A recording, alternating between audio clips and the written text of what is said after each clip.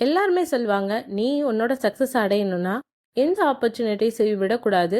அதுக்கான காலத்த நீ எதிர்பார்த்துக்கிட்டு உட்கார்ந்திருக்க கூடாது. உனக்கு வர எல்லா வாய்ப்புகளையும் நீ யூஸ் பண்ணிக்கிட்டே இருக்கணும்." அப்படின்னு சொல்லுவாங்க. எல்லாம் நடக்கிற நேரத்துல சரியா நடக்கும்னு சொல்லிட்டு ஒரு சில பேர் கொஞ்சம் அசால்ட்டா இருப்பாங்க.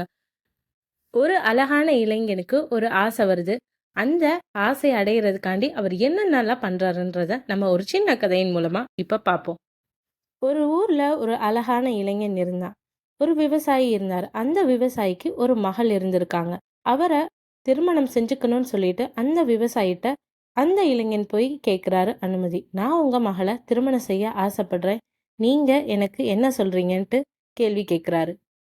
அதுக்கு அந்த விவசாயி இளைஞனை பார்த்து சொல்றாரு, "நீ என்னோட மகள திருமணம் பண்ண விரும்புனீன்னா, நான் வளர்க்குற 3 காளைகள நான் அவிழ்த்து விடுவேன். அதுல நீ எதையாச்சும் அடக்கணும்." அப்படின்ட்டு சொல்றாரு அந்த இளைஞன்ட்ட விவசாயி. அத கேட்டுட்டு அந்த இளைஞன் ஆச்சரியம் அடைஞ்சிடுறாரு. "நான் அந்த மாரி முன்ன பின்ன காளைகள அடக்குனதில்ல.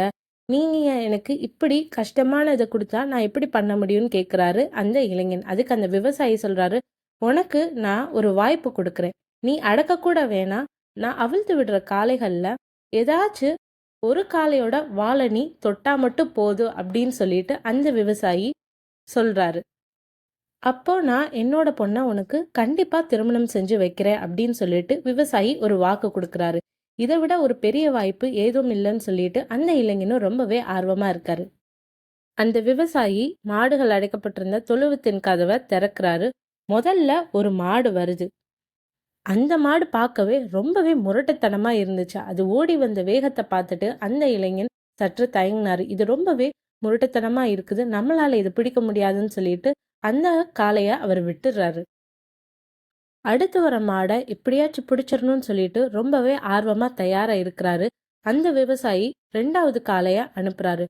அந்த காளை வந்த மாடை விட ரொம்பவே பெருசா இருந்துச்சு. அத பார்த்துட்டு அந்த இளைஞன் ரொம்பவே பயந்துட்டாரு. இதோட வாலைய நம்மளால பிடிக்க முடியாதுன்னு சொல்லிட்டு அவரு கொஞ்சம் கூட முயற்சி எடுக்காம அந்த இடத்த விட்டு கொஞ்சம் கூட நகரவே இல்ல. நம்ம அடுத்த மாட பார்த்துக்கலாம்னு சொல்லிட்டு அப்பயும் அவர் விட்டுறாரு வாய்ப்ப.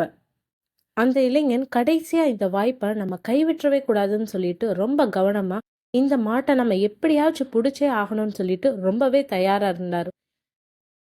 3வது முறையா அந்த விவசாயி கதவை திறந்து விடுறாரு. ஒரு மாடு வருது. அது ரொம்பவே மெலிஞ்சு எலும்பு தோலுமா இருந்துச்சு. அந்த மாடை பார்த்துட்டு இந்த இளைஞனுக்கு ரொம்பவே சந்தோஷமாயிருது.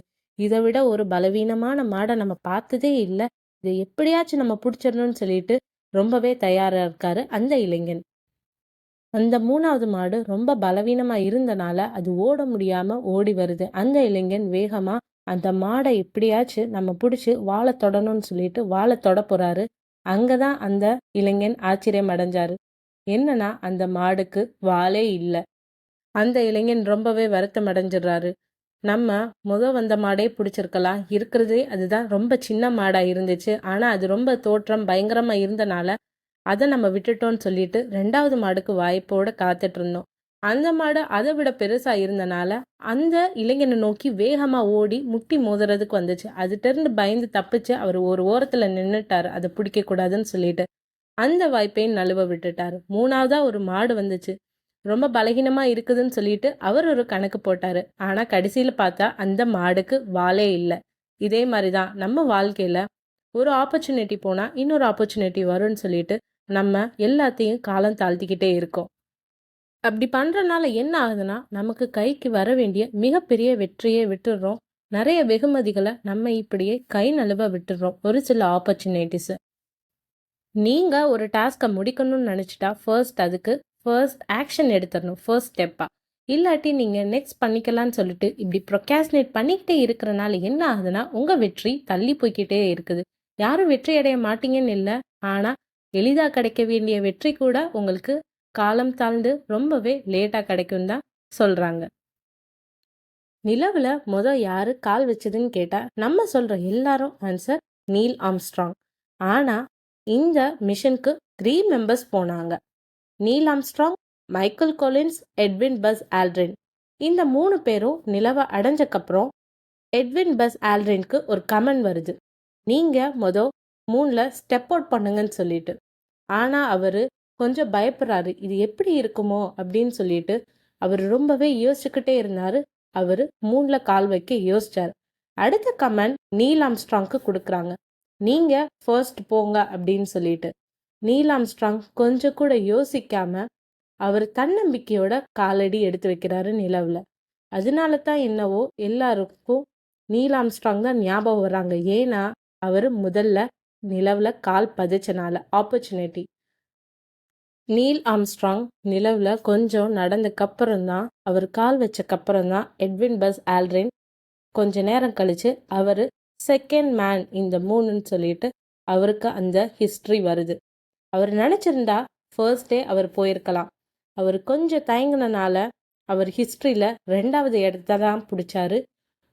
இந்த ஹிஸ்ட்ரியில் எல்லாருமே முதல்ல யார் ஆப்பர்ச்சுனிட்டிஸை யூஸ் பண்ணுறாங்களோ அவங்கள தான் நினைவு வச்சுருப்போம். இந்த மாதிரி நீங்கள் உங்கள் வாழ்க்கையில் எந்த ஆப்பர்ச்சுனிட்டிஸையும் விடாதீங்க, தயக்கம் அடையாதீங்க. நீங்கள் ஒரு விஷயத்த பண்ணணும்னா சற்று யோசிக்காமல் உங்கள் தன்னம்பிக்கையோடு நீங்கள் அந்த விஷயத்த ட்ரை பண்ணுங்கள். இந்த மாதிரி தான் வரலாறுகளில் நிறைய பேர் கொஞ்சம் ஒரு சில வினாடிகள் யோசிச்சனால தான் அவங்களோட வரலாறு ஹிஸ்ட்ரி எல்லாமே மாறியிருக்கு. நீல் ஆம்ஸ்ட்ராங் யோசிச்சிருந்தா அவர் இந்த பேரை எடுத்திருக்க முடியாது, இந்த வரலாறையை அவர் படிச்சிருக்க முடியாது. உங்கள் கனவுகளை நோக்கி முதல் அடி எடுத்து வைங்க. உங்களுக்கு தானாக பல ஆப்பர்ச்சுனிட்டிஸ் உங்கள் கண்ணு முன்னாடி இருக்கும். எந்த ஆப்பர்ச்சுனிட்டிஸையும் விடாதீங்க. கண்டிப்பாக உங்கள் கோலை நீங்கள் உங்கள் வாழ்நாளில் அடைஞ்சே தீருவீங்க.